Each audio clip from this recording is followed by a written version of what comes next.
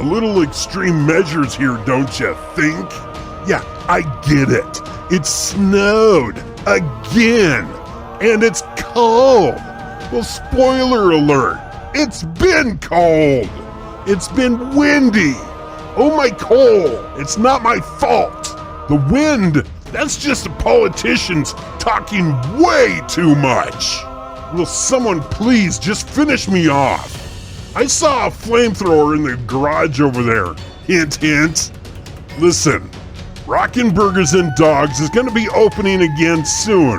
Try like March 25th. They've got a lot of new just for you.